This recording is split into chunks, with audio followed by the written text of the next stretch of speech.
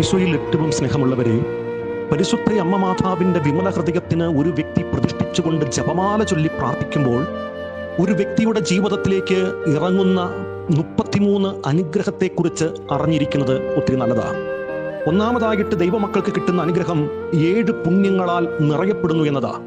പ്രത്യേകിച്ച് വിശ്വാസം, ദൈവസ്നേഹം, ദൈവശരണം, എളിമ, ക്ഷമ, അനുസരണം, അരൂപിയിൽ നിലനിൽപ്പ് എന്നീ പുണ്യങ്ങൾ നമ്മുടെ ആത്മാവിൽ ജനിക്കാൻ, വളരാൻ, വർദ്ധിക്കാൻ, ഫലം ചൂടാൻ തുടങ്ങുന്നു എന്നതാണ് വിമല ഹൃദയ പ്രതിഷ്ഠ നടത്തുമ്പോൾ ഒരു ദൈവ പൈതലിന് കിട്ടുന്ന ഒന്നാമത്തെ അനുഗ്രഹം. 2, നമ്മുടെ ഹൃദയം അമ്മയുടേതായി രൂപാന്തരപ്പെടുന്നു.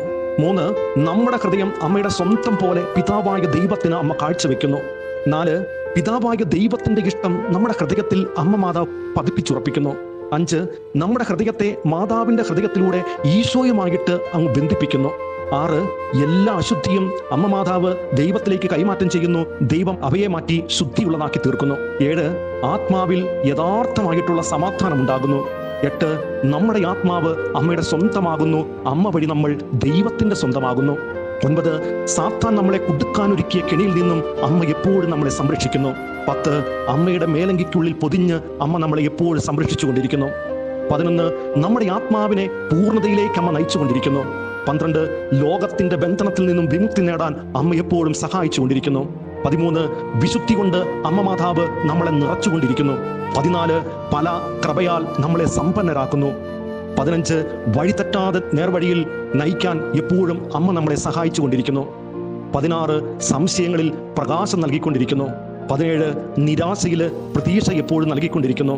18, ദുഃഖിച്ച് തളരുമ്പോൾ അമ്മ നമ്മളെ വന്ന് ആലിംഗനം ചെയ്യുന്നു. 19, മറ്റുള്ളവർക്ക് നിങ്ങളെക്കാൾ കൂടുതൽ മുൻഗണന നൽകാനുള്ള കൃപ അമ്മ മാതാവ് നൽകുന്നു. 20, പാപം ചെയ്യാതിരിക്കാനുള്ള കൃപ നൽകിക്കൊണ്ടിരിക്കുന്നു. 21, പുണ്യം അഭ്യസിക്കാനുള്ള കൃപ നൽകിക്കൊണ്ടിരിക്കുന്നു. 22, ദൈവവുമായി ഒന്നായി ചേരാനുള്ള കൃപ നൽകിക്കൊണ്ടിരിക്കുന്നു.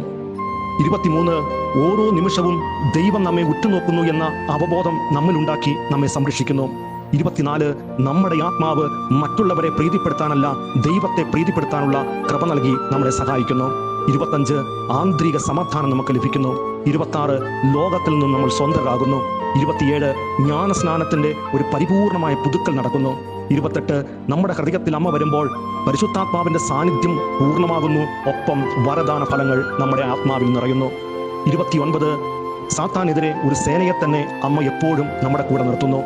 30, ദൈവസ്നേഹവും പരസ്നേഹവും നമ്മുടെ ഹൃദയത്തിൽ നിറഞ്ഞു നിൽക്കുന്നു. 31, സ്നേഹത്തിന്റെ പൂർണ്ണതയിൽ നമ്മൾ എത്തുന്നു. 32, പാപരഹിതമായ ഒരവസ്ഥ നമ്മുടെ ആത്മാവിനുണ്ടാകുന്നു. 33, ആത്മാക്കളെ രക്ഷിക്കാനുള്ള തീവ്രമായ ആഗ്രഹം ലഭിക്കുന്നു.